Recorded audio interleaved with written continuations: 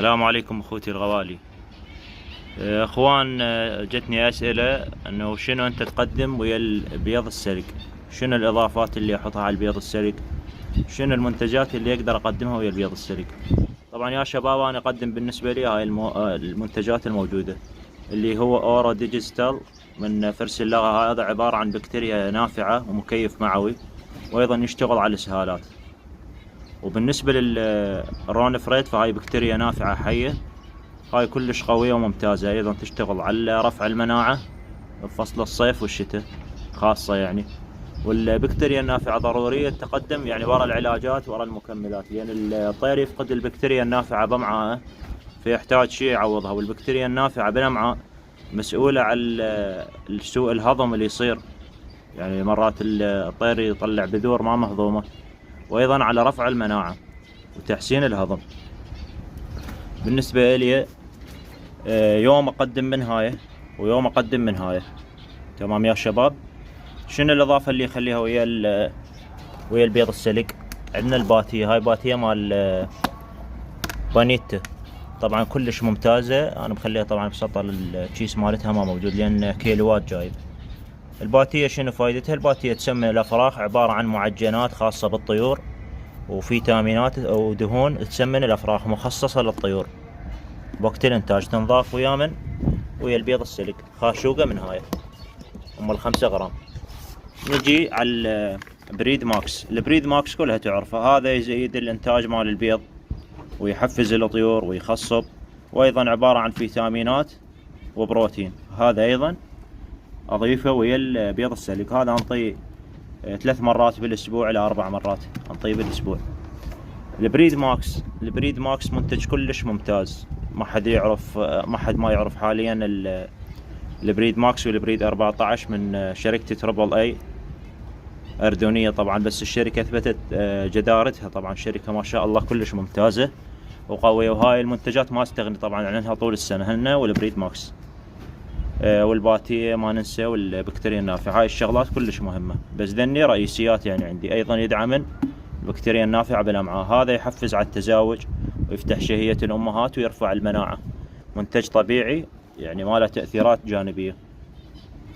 هذا نفس الحال، هذا يشتغل حتى على النقطة السوداء مالت الافراخ، الفقس، ويزيد الغر مال الامهات، يعني يفتح شهية الامهات ويخليهن يزقن بشكل كبير. هذا هو المنتج، عبارة عن شلون باتية كلش ممتازات. هذا ينضاف ويا البيض السلق، ايضا اضيفه. طبعا كل هاي المنتجات يعني خلطتها ويا البيض السلق، اللي هو اليوم اقدم بس بريد 14 اللي عندي فقس. تمام يا شباب. وقدمت اورا ديجيتال اللي هو بكتيريا نافعة، قدمت الباتية والبريد 14 فقط ذني. هذا غير يوم يتقدم وهذا غير يوم يتقدم ويا بعض الاضافات. تمام يا شباب. وهاي طريقة التغذية مالتي. هذا بيض سلق طبعا خبطته بهالشكل، ما صورت لكم من كنت اخبط بين وظافتهن. فهاي يتقدم للطيور، وهسه اشوفكم شلون الطيور تقبل عليه وتاكله. هاي وراها قدمنا البيض السلق. الطيور طبعا كل شي تسحق ما شاء الله ويا البيض السلق تاكل. حتى عندي يعني مربي دود قبابي اقدملهن مرات. القبابي يعني ما شاء الله يتغذن عليه بشراهة.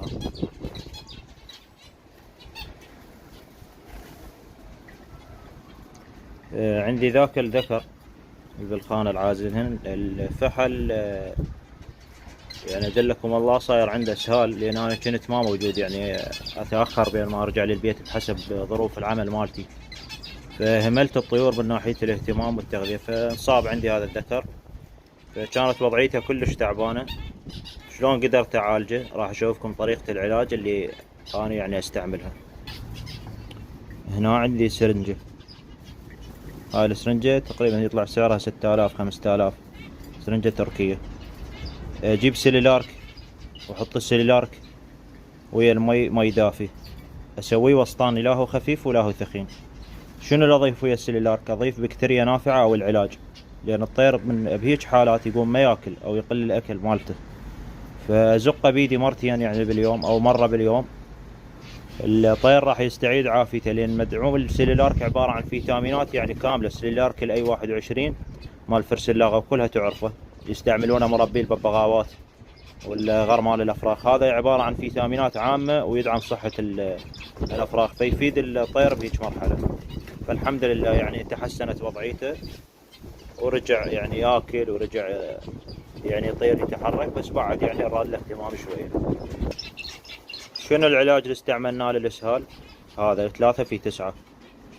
استعملته يمكن مرتين 3 من عنده، والحمد لله يعني نتائج حلوة للمنتج. وإن شاء الله فترة النوبة أشوفكم النتيجة مالته. منتج كلش ممتاز تركي هذا.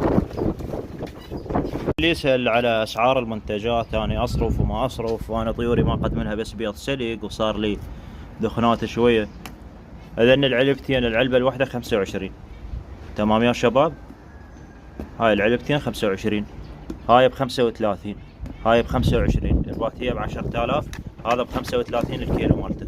متوفرات كليتهن بمشاتل الساعدي للأدوية والفيتامينات. تمام يا شباب؟ أنا بالنسبة لي أصرف على طيوري، مهتم بتغذيتهن، ينطيني نتائج وحافظ على صحة الطير مالتي. واللي ما يريد يصرف يعني لا يجي بعدين يسأل يقول أنا ليش طيوري جاي تهلك، ليش طيوري جاي تموت، ليش طيوري جاي يصير بيها فلان شي.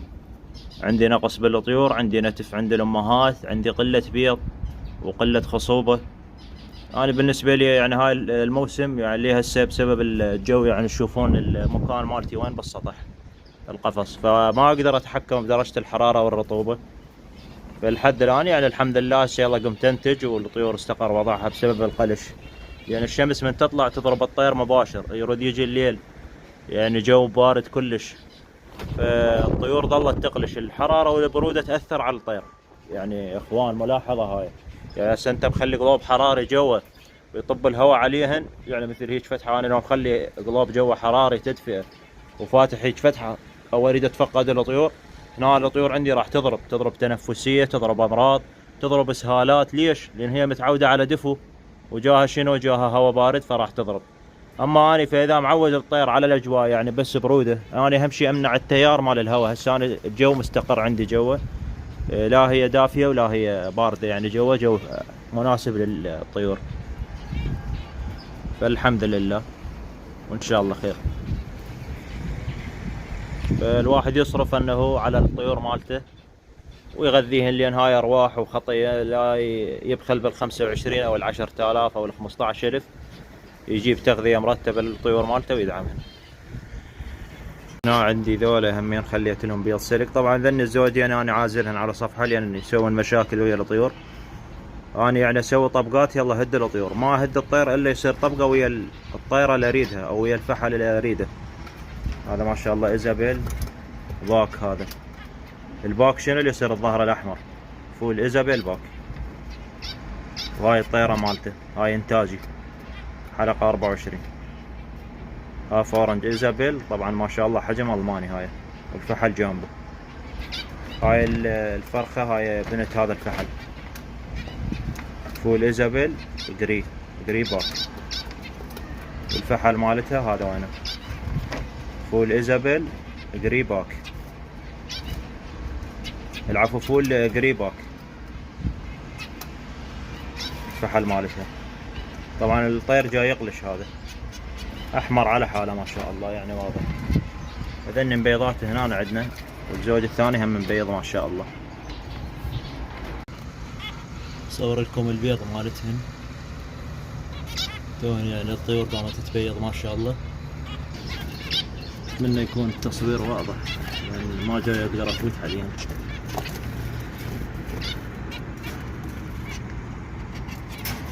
هسه جيت اشوف هاي الطيرة اللي هي طيرة فول قريباك ما شاء الله، لقيتهن فقسات صلوات على محمد.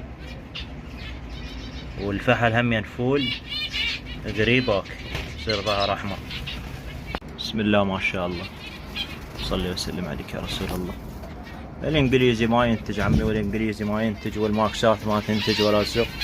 هذا الانجليزي شوف شو مسوي عش هنا. طيرته ان شاء الله هاليومين تبيض، اللي هو هذا الباستيل الخبل، هذا الباستيل. وطيرته وينها؟ هاي اللايت باق، هاي اليمي، اثنيناتن حجم. هاي لافات هذا العيش، والطيرة تريد تبيض ما شاء الله. هنا عندنا زوج ماكسات مبيض، وطبعا حولت البيض مالتي، هاي الطيرة فول بيضة هنا. هذا فحل ماكس بلاك فيس لايت باج، ايضا ما شاء الله جواهن بيض، ما واضح بالتصوير ليه مسوي مغارة. هنا عندنا من بيضات ما شاء الله، هنا جواهن فراخ. هذا الفحل ابوهم. بسم الله الرحمن الرحيم، ما شاء الله، اللهم صل وسلم عليك يا رسول. اذن فرخان وثلاث بيضات.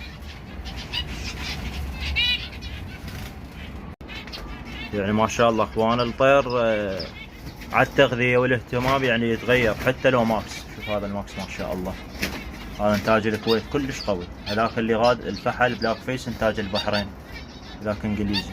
طبعا هذا اول ما جبته 3 اشهر ولا بيضة خصب، يعني بيضة واحدة ما خصب، ظل بس يغير ريش بسبب تغيرات الجو عليه. هديته بالمطيار اهتمام وسباحة وتشميس، الطير تغير صار حالة جامبو، قام هو يلف اعشاش وينتج. هذني نفس الحالة. ليش طبعا ها اورنج شيستن فحلها لايت باك، هذا عشهم بيضة ما شاء الله. وايضا لافات العش، شوف طريقة اللف مالتهن. طبعا انا استعمل مواد التعشيش، استعمل هاي كلش راقية، يعني هاي شلون ما تريد تشكلها تصير. طبعا هاي متوسخة لين من ورا. الطروق الجديد هذا وين مالته، هذا وين الجديد مالته. هاي ما شاء الله بيضة هنا. اي والله باسراتها يعني. هذا الجديد شوف شلون يصير، يعني يلفلنا براحتهن الطيور، شكلنا مثل ما يريدن، لان قطام هيك هالطول القطعة. هاي افضل مواد تعشيش طبعا. بالنسبة للبذور اللي اقدمها، سيف شنو تقدم انت؟ ايش تنصحنا؟ والله انا عن نفسي يعني كل من حسب تجربته. انا طبعا اقدم ال 84 اللي هي خلطة الديلي نيتشر. ديلي نيتشر كلش خلطة ممتازة يعني وراقية ما شاء الله. وايضا اقدم مرات يعني خلطات الاخ محمد الخفاجي اعلاف، الخلطة ال 85 حسب ما اتذكر، واكو خلطة يعني ثانية همين اخبط وياها، يعني اجيب قونية من هاي وقونية من هاي واخبطهن، اللي هي خلطة الاخ ابو لجين وخلطة السيد علي الموسوي. يعني ذني ما شاء الله. شوف يعني البذور قدامكم ما شاء الله شقد نظيفة، وفتشي كلش متوازن. طبعا البذور يعني اكثر من هيك، بس انا خففتهن بدخن عراقي، والمفروض لان كانت الدنيا صيف والجو حار فاضطريت اخففها. بس حاليا يعني لا تجيبونها براسها وتقدمونها، يعني ما عليها كل شيء، لان الجو بارد والطير يحتاج تغذية. وبالنسبة للي راسلونا يا جماعة المحميات، والله انا عن نفسي اخلي فتحة هنا بالنايلون، هاي مغلف من كل مكان. هذا طبعا ينفتح بالكامل، هذا يرفع مثل البرد مسوي بالكامل، بس ضارب سفايف حتى الهواء ما يطيره وقت المطر او الهواء بارد. والواجهة الامامية كذلك، يعني من الجو شمس ودافي هذا كله ينفتح، هذا القسم وهذا القسم، يعني ركنين ينفتحن بالكامل. يعني ارفع النايلون اللي فوق وضارب سفايف حتى ما يطير الهواء. انا هيك شغلي يعني، فكل من طريقته وكل من وضعه. هاي يعني نهاية ان شاء الله هاي الحلقة. تشوفون حلقة جاية ان شاء الله اسوي لكم غير مواضيع وتدللون. ارجو الاشتراك والمتابعة للحساب مالتي على الفيس، والاشتراك بالقناة مالتي على اليوتيوب. تحياتي للجميع، اخوكم سيف العراقي.